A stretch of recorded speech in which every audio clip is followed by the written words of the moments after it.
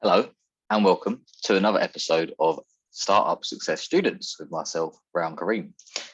In these episodes, you'll always learn about where someone's personal life has helped them in the business world. We speak to entrepreneurs, we speak to founders of all different sizes and scales and experiences, and we learn from their experience of navigating through this thing that we call entrepreneurship. We're very much interested in how personal life meets and helps us leverage our business life and vice versa. There's lessons that we learn on either side of the fence that help us holistically in our life. And that is what this podcast is about. So if you're an ambitious person who's going through some of those internal battles that you need to push through in order to start something and see it through and then learn from it and try again, which is normally the cycle of entrepreneurship, then you're in the right place. You'll hear lots of nice stories in this podcast of people that have pushed through various different barriers, learn a lot about themselves, and are now excited for the future, which again is something that us entrepreneurs all have in common. We all have normally we have some sort of vision in our minds that we want to achieve. So who am I? I'm Ryan Kareem. I'm a experienced behavior change specialist working with organizations of all sizes, mostly there can be large businesses. Also, we've had startup programs, worked with fintechs, I've worked with CBD companies. I've worked with primary schools and colleges and council services, big banks, technology companies, everything you can imagine, always with this lens of how can you create a more person-centered, purpose-driven business, which normally means you need to get your teams of people to really take hold of the work that they do. Other than that, I also work on personal life projects of people. So we have a system that's set up that allows you to learn how to systemically look at adapting your life. So yeah, that's me. That's what you're going to learn. And who have we got today on the show? So today you're speaking with Moses Barber, who has gone from creative intern to a founder of a social travel inspirational network. And he's taken that leap literally in the last 18 months. So quite a big learning experience, no doubt. And we're going to hear from Moses. When I asked Moses, what particularly were you interested in coming on the podcast for? He said, I just want to share with people what it takes and who you must become to be a successful entrepreneur. So, that's got me quite excited. Hopefully it's got you quite excited too. And at any moment now, we'll have Moses on the call. All right, and welcome, Moses. Thanks for joining us, my friend. Thank you for having me. All the way in leafy Suffolk. That's right, isn't it? It is. In the countryside, in the middle of nowhere. You've got to drive 20 minutes to the nearest point of civilization. So, it's great. It's great. And lovely to be here. It's very relaxing. Cool. Yeah. I mean, the thing that impressed me quite considerably about your profile, other than the amazing kind of internships that you've done and no doubt the things you've learned there, is in the last 18 months, you kind of made this big jump. It seems like a big jump to me anyway, if someone who's not familiar with your industry, from like a creative intern to being now a founder of something. Like in the last 18 months, it looks like you've kind of made that journey and that progress, which is also amazing. And there's going to be loads of lessons in there and things that you've kind of experienced that I'd love to unpack and just discuss. But for me, the center of all of this always sits with someone's like reason d'etre, as you might say, or like, what's the rhyme and reason for doing what you do? And normally with entrepreneurs, we've got this idea of success, and success means something different to everyone, really, doesn't it? It's kind of it's a bit of a myriad. Some people it's wealth, some people it's lifestyle, some people it's family. It's very different. How do you define success? I mean, I think I think success ultimately is doing something that brings you value, that brings others value, and that ultimately makes you happy as a person. And I think I think that's really what life is about, is doing things that bring your life meaning and value, in a nutshell. So I've always sort of tried to do that and tried to do things that I've enjoyed. And I mean, my background is in ideas, so I really enjoy the idea process. So which is where did you actually, first, sorry to just butt in there, just got really curious all of a sudden. I was like, wow. So where did that moment begin for you? When did you realize, like, I'm an ideas guy and I want to follow the gravy train of ideas? Because, you know, it can be a bit of a gravy train, but also, you know, this is important for me on quite a deep level. It sounds like it's, you know, my actions every day, the work that I do, what I'm doing most of the week, most of the moments of my life, I need to get meaning from. And that has got to make other people around me happy and make me happy too. It's quite a deep level of understanding you've got there, of self, I guess. Where was that first moment that it kind of clicked for you that I'm an ideas guy? so I think, you know, just growing up, it hasn't necessarily been easy for me in terms of finding things that I really enjoy doing. And I think, you know, the whole kind of education school system wasn't really for me. I didn't really connect with it. I didn't really enjoy it. And I think, you know, from there you go into kind of whatever your A levels and then into university. And I just, honestly, I didn't really know, you know, what I wanted to do, what I was interested in. I ended up doing a graphic design and marketing course in London. And I didn't really connect with the subject, but actually in my final year, found that, you know, had that freedom to kind of really experiment and to play. And that's kind of really where my passion for ideas came about. And, you know, I was thinking of different ideas for different products, and what if we did this and what if we did that. And yeah, it was just interesting because it wasn't kind of part of the course. So you know, your tutors are kind of grading you on your graphic design work, but that's not necessarily what I wanted to do. I wanted to just create ideas for stuff. So yeah, that's kind of where it started. And I mean, especially with what I'm working on now with Free Spirit, did this amazing trip in the Philippines, came back, and then kind of focused on that project, or the beginnings of, because it's kind of progressed through multiple stages to where we're yeah, at. no doubt. Yeah, no doubt. Yeah, we'll get into that. We'll definitely get into that. I want to hear much more about that business that you've started in the last 18 months, most definitely. But I like to follow the story, and I would like to go back to that early moment first of all. It's good to hear about the motivation beforehand and where that comes from. I think that's good for the listeners too. It's good to understand like the start of that story. Where was that first light bulb moment where you thought, this is for me, you know, this bit, not the graphic design bit. I don't want to actually make the thing. It's very similar to me, to be honest with you. I've realized it about myself last 2 years. I love ideas. I get very excited by ideas. Not so much in the delivery of the ideas. If I could create a perfect world, I would literally just feed the ideas in, you know. But I mean, fortunately, the thing that I learned was how to deliver the ideas, and then I've realised, oh, I like ideas. Actually, I think I'm more of an ideas guy. I don't need to do the delivery.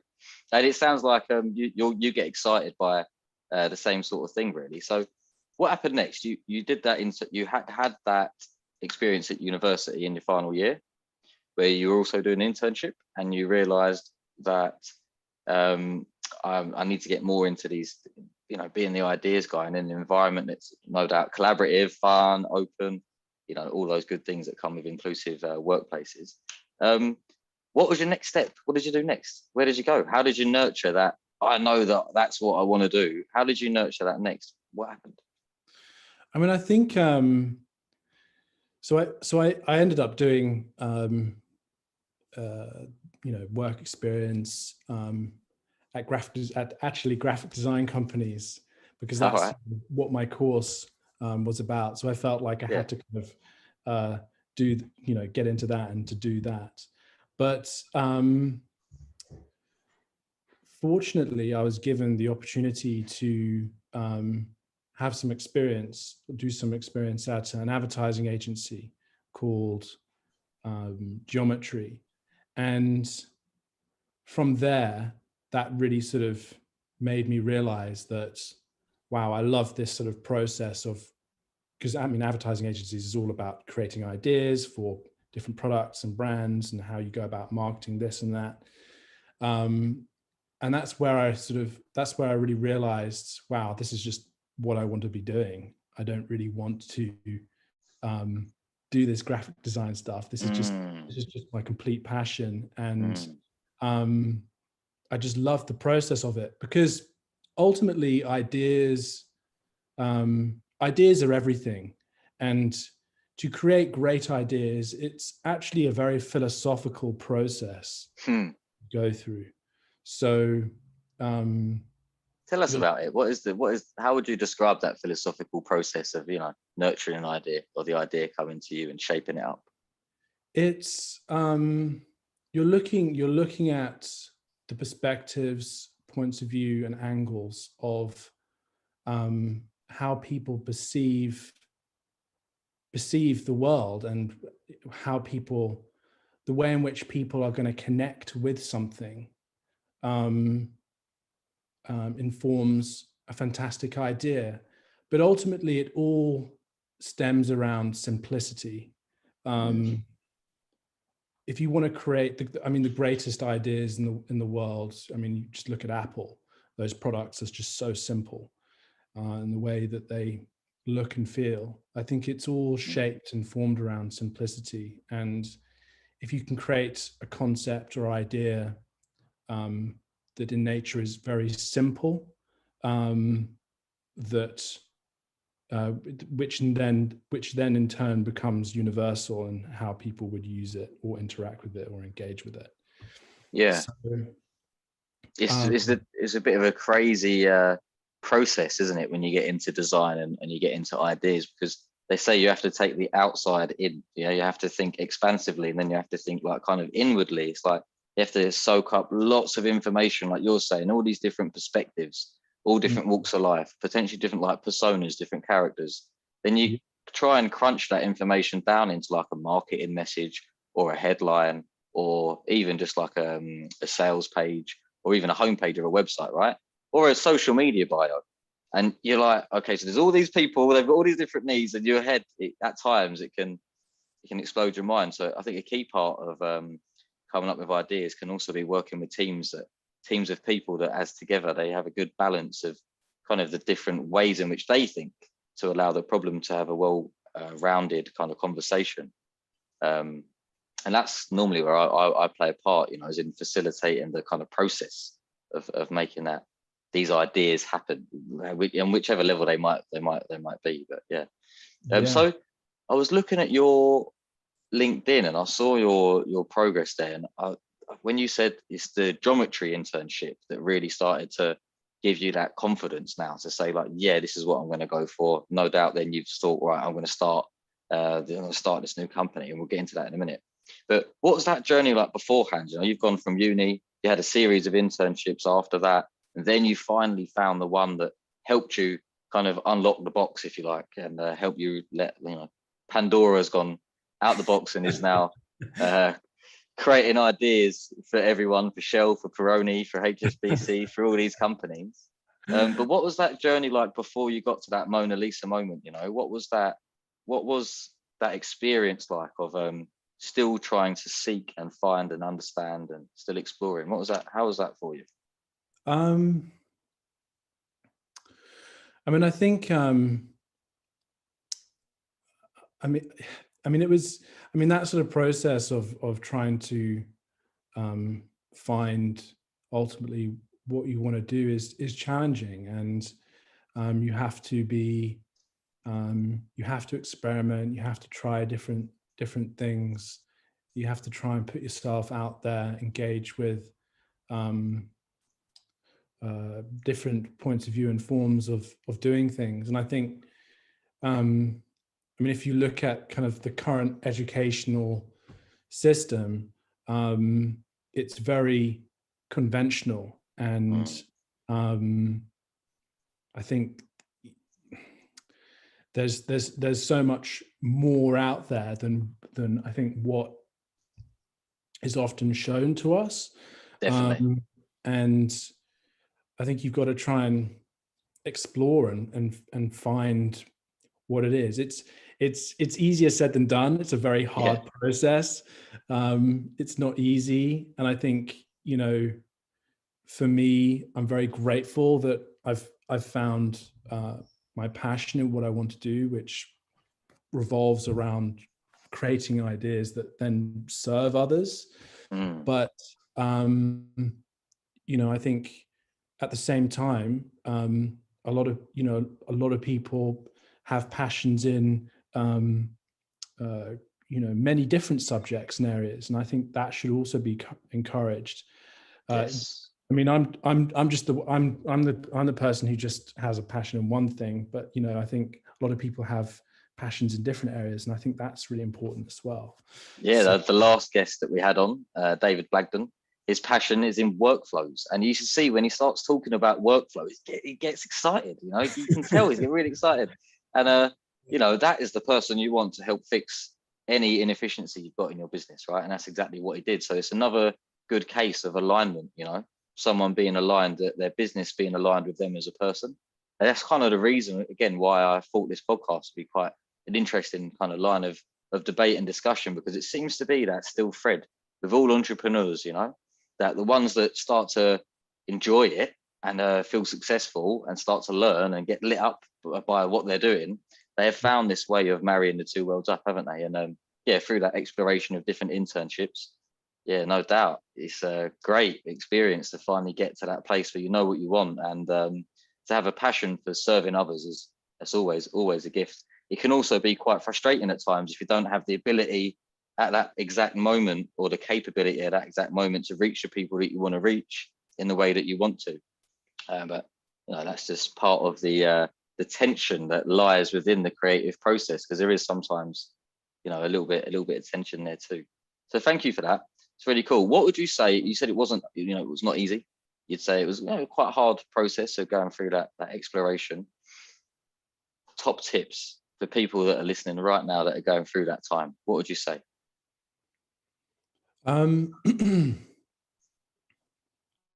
Keep going. There's something out there for everyone. You will find, I mean, you will find your passions in something.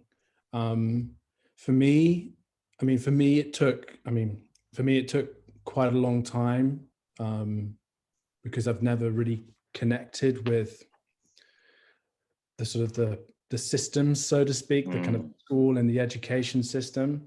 And I think if that's the case, and to those listeners, I would say that be unconventional and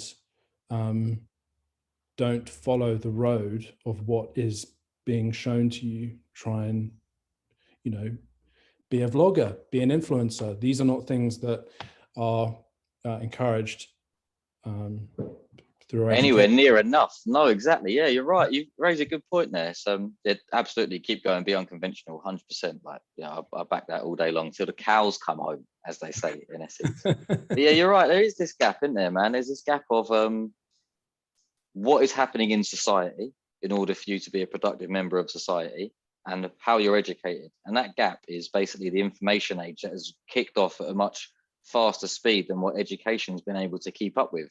Our societal systems and structures that allow for society to function don't evolve at the same rate and pace of technology, right? They don't work the same, they don't think the same, they don't behave the same way as technology teams.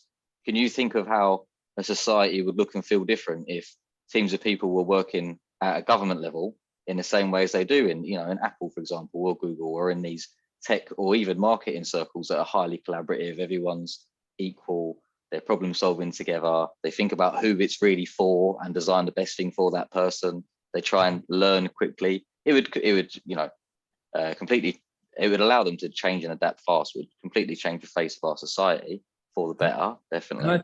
And I think people want to come to work feeling motivated and inspired and wanting to give, and not having to go into work and feeling, oh, I've got this crap boss, and this company is just so stressful for me to work in. And or they're thinking, I can't wait till Friday, or I need the paycheck, or well, I wish I didn't need this paycheck, or oh, work. No one should be in that position of thinking, oh shit, I've got work, when you've got 9 to 5, Monday to Friday. Maybe if you're unlucky and you hit a career, probably some weekends, a little bit of evenings as well. So, it's not an easy one, but you're right. There's this new option available for modern entrepreneurs that are still at school, isn't there? Really, a great opportunity where it's accessible to them to learn now how to make money online without needing to clip into the beast. Almost, arguably, social media is its own societally shaping entity, but there's a good gap there. And also there's a very nice bridge. You could use that bridge the way that you can actually create something in the world. You can get an audience, you can create discussions, you can give value. You can create, that could be the bridge to modernizing the subjects, right?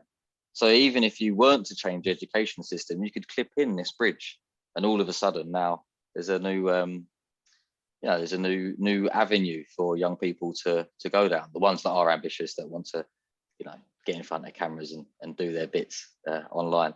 So yeah, that's cool. Very curious, in your school experience, you mentioned it a few times there.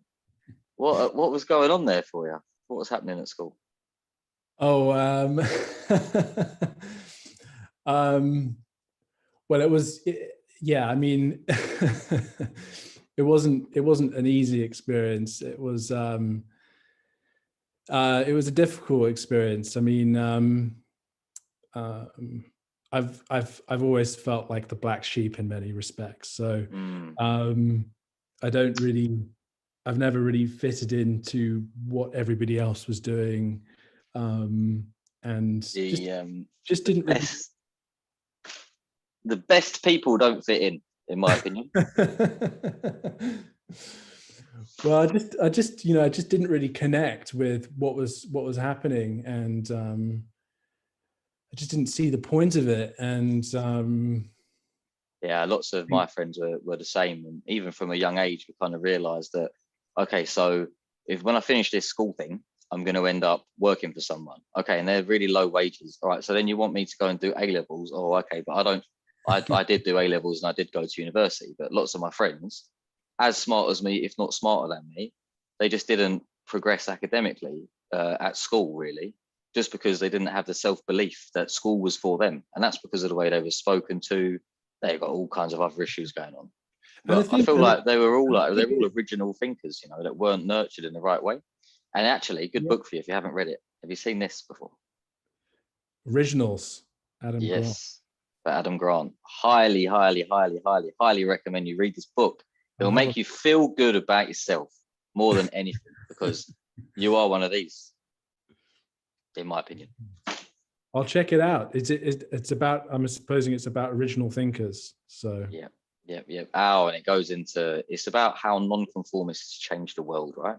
So it's about how being unconventional, and by keep going, how you can go on to create impact. And there's a cross analysis, discussion, storyline of so many different aspects of life that it ends up covering all aspects of life, from social movements to business changes, to changes in behavior, to the reasons why that can happen. Are you the first child? Are you the second child? Or also the nurture nature debate. You think about just original ideas, and just as a topic, like call it a thesis topic.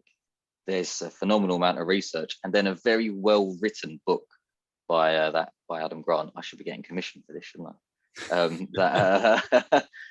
I highly recommend it. How much can you make through commissions? Yeah. So so listen, thank you for that. We're a little bit off piece there, talking about education system, but I quite enjoyed that conversation. Let's go back now to we were at the creative agency where you realize you are the ideas man. And then you said you went on a trip to Thailand.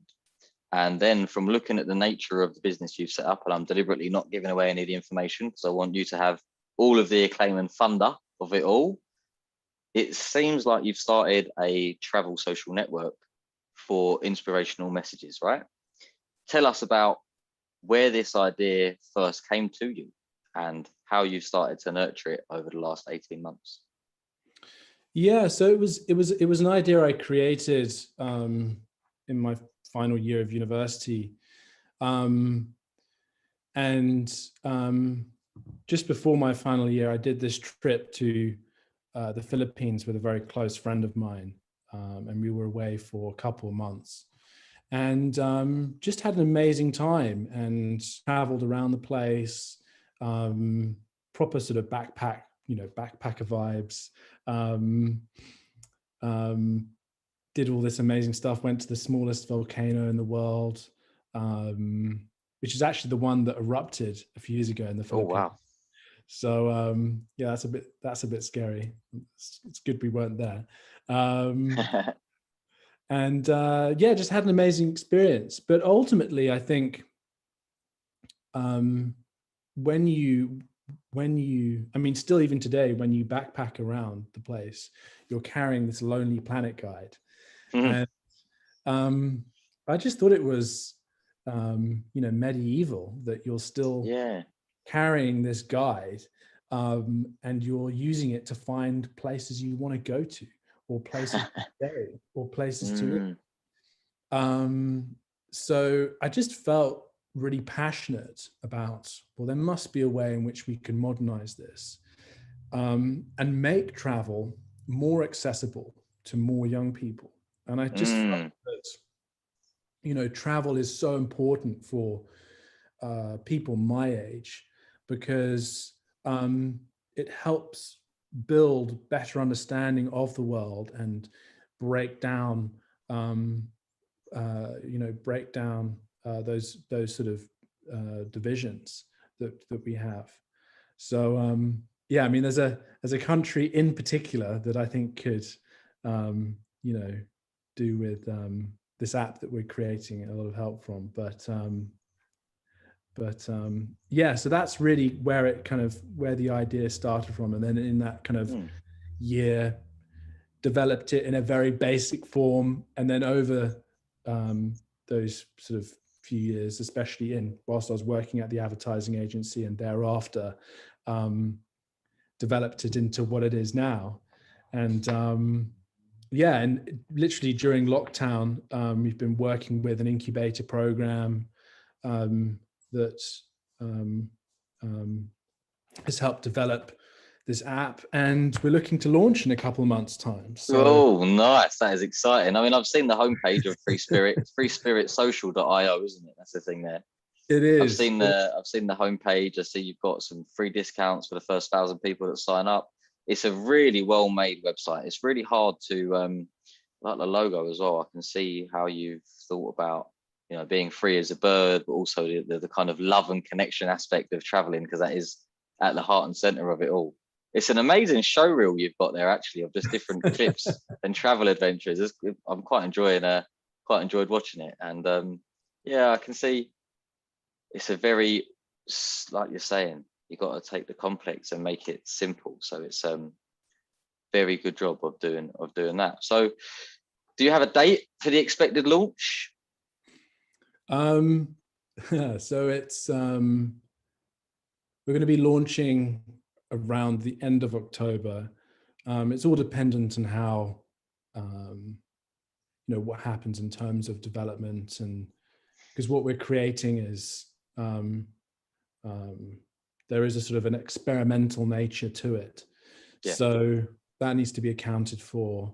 But we're looking to the end of October, and then we want to get friends and family on board using it to beta test it and to test it out to make sure that everything works and there's no bugs before you then introduce it to thousands of people. So yeah, it's a really I mean, in a nutshell, Free Spirit is a social travel inspiration network, and it's all about people uploading content in the form of video or photo, and attached to that content is the location. And we have this interactive map whereby you can click on France or a certain city in France or a town or a village or province, and then content relating to those areas would come up on your feed through the geolocation aspect. So that's kind of like the Cool. So you can, as you're traveling, then you can also start to see like, well, where the people are at, where you might want to hang out, things you might want to try. You know, yeah. no doubt people are going to be checking into these places, giving little reviews, leaving comments and things, so that when you are that traveler and you're looking around, you can choose what you want instead of looking at the Lonely Planet guide. I've had a Lonely Planet guide, and they are amazing. They're amazing. Like if you're going to go traveling and you don't have your app, get a Lonely Planet guide, or at least have access to their internet site. But it's not very user friendly. It's a bit clunky. It doesn't give you that rich experience that you've just described that your app will do as soon as it's out there being tested with friends and family. Mate, that is exciting. Very, very, very, very exciting. So let us definitely keep me posted on how that's progressing. I'm up for being a beta tester if you need one. Tell me about this accelerator program. Like, how did you find it? What's the engagement been like? What's the process of being a part of an accelerator program? What's that like for you? Yeah, what have you learned so far? So I think when you go about setting up a business, it's you learn a lot. And I mean, being at the stage where I'm at now, so I started this process with Hyper, this incubator program, at the beginning of lockdown, and now I'm at the end of it. And you know, setting up your business in tech, incubator programs will help give you all the sort of the education and information that you need to go about creating a business. And they'll introduce you to seminars and talks and connect you with other entrepreneurs. They have their own database that is about other people who are creating apps, talking to each other, so you can share advice and tips. But there are so many different qualities you learn when setting up a business, like people and communication skills, which you can't really teach. You just have to learn it, and you have to know how to get people on board, how to speak to people, what motivates people. There's so many different areas of expertise that you need to know. You need to have a basic understanding of how code is written. You have to have a basic understanding of marketing. You have to have a basic understanding of revenue streams and creating cash flow forecasts and profit and loss forecasts and all of that stuff. So what I normally say is I've kind of learned or I've kind of completed, I've done like 2 MBAs. That's how much you learn in terms of skills. So yeah, you learn a lot. And also in the field of tech, you know, you're connecting with really smart people when you network, and you have to just be on point the whole time. And they're going to ask you, difficult questions. Yeah. And you're gonna have to have the answers to them, because if you don't, you look like a fool. So you know, being prepared, being on the ball the whole time, all of those things. So yeah, it's an experience. I wouldn't, honestly, I think having been through the process, the entrepreneurial road is a lonely road. Yeah, so especially if it's a business on your own, you know. Exactly. And I think it's not for everyone. But if it is, truly believe in what you're creating, and that you're going to be creating something of value, and that there is a higher purpose, because you'll always have that to fall back on. when Yes, they're when you going need the through energy, when you need the motivation, when you need the drive, you need to keep very good, clear sight of your reasons why and your vision and who that impacts. And if you can visualize it and actually see it just in your mind's eye, if you can just visualize it and see it actually impacting the people that you had it intended for in a real moment. For example, for you, if you see that traveler that you wanted to help that now doesn't have the Lonely Planet guide, that is getting exactly what they needed and wanted in that moment. Before, maybe they were feeling like a little bit like, oh, I'm in a new country, I don't know what to do, I didn't bring my Lonely Planet guide. I'm like, oh, I've got this app, check it out. And then the experience they have when they go to that place, they're the moments that you want to, I guess, will light you up with this particular idea. That's the energy, that's the momentum, that's the drive. And I guess also having this, it's a bit Steve Jobsy in a way. He said he wanted to put a ding in the universe, didn't he? And if you imagine every check-in or every time someone uploads some content, video or photo content in their location on your map, if that made a noise, maybe you would be putting a ding in the universe as well. It's like quite cool. Quite cool. I have some friends that run an e-commerce business, and they have this checkout app on their phone. And so every time they make a purchase, ching, ching, ching. It's like great. That's especially their product is in helping people too. So it's a CBD business. So for them, as soon as they make a sale, they know, right, someone who's in chronic pain that needed some help and needed some support, and we've been able to help them. So it's like a double win. It's like you're winning twice and they win as well. Can you get me some? Yeah. They don't do any no smoking equipment. They only do alternative forms, so capsules, oils, gummies, and coffee. And they've got a few more products coming out soon. So it's like moisturizers and balms and skincare, things like that. So yeah, I can hook you up with something, definitely. I'll send you a link after this, so you've got it. Sounds good. Next time we should definitely try them out. We'll review them. We'll do another session reviewing them. Yeah. Very important. Next session review. Cool. All right, listen, Moses, it's been a pleasure talking to you. Thank you for opening up, telling us about yourself, about your background, about your experiences. I love this.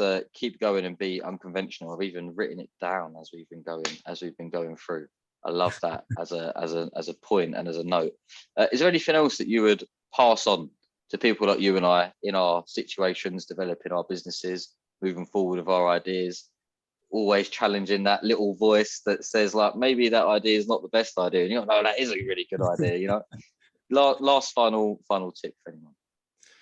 Yeah, I mean, I think ultimately, if you have something to offer, if you have a product, service, whatever it is that you believe is going to be a value of good in the world, then just go and do it. Because I think ultimately, if you're putting out into the world something that's going to help others, then I think that's really where you're going to get all the gratification in life that you're going to want.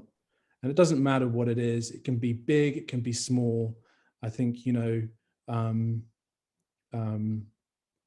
sky's your limits. So yeah.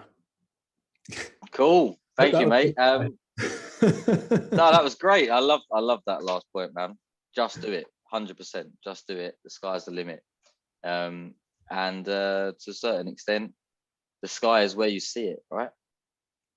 It is. The sky is where you see it. Is it a low-hanging sky, or the clouds down, or is it a nice bright blue sky where you almost think that the sky is the universe?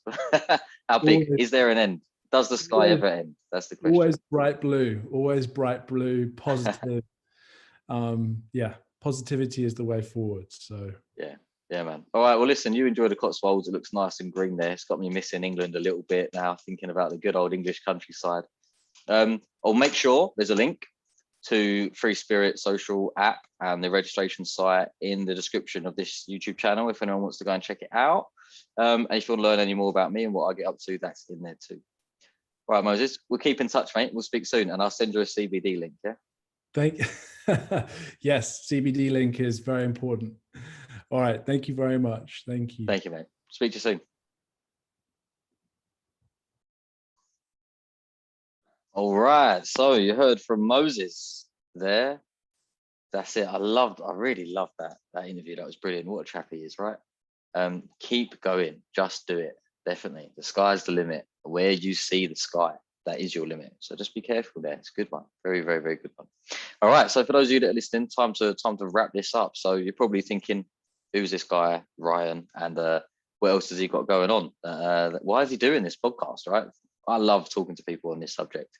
And I've also helped many organizations, as I said at the beginning, transform into more effective ways of working, into collaborative, purpose-driven structures, and also have shaped a few youth coaching programs and person-centered changes over a 6-week period. So that's what we do, right? We have programs for businesses at a micro business and a scale-up sort of size. We've got a framework for businesses at a medium-sized business level. And we don't really want to work with super big corporates anymore. We're trying to move away from that work and more into the work that we really care about, which is getting small businesses bigger and getting those small and medium-sized businesses to be really purpose-driven and to create effective workplaces where teams of people can be at their best, really. That's what we want. At the same time, we're also moving forward with free sessions for people that are ambitious, that want to think about their future, and really want to have some help thinking forward about what they can do to get more of the life experience that they really want. So if you're interested in any of that sort of stuff, hit subscribe, press like, leave a comment down below, and also go to the description and you'll see links there to freespiritsocial.io. You'll see the links there to my businesses too. So see you there.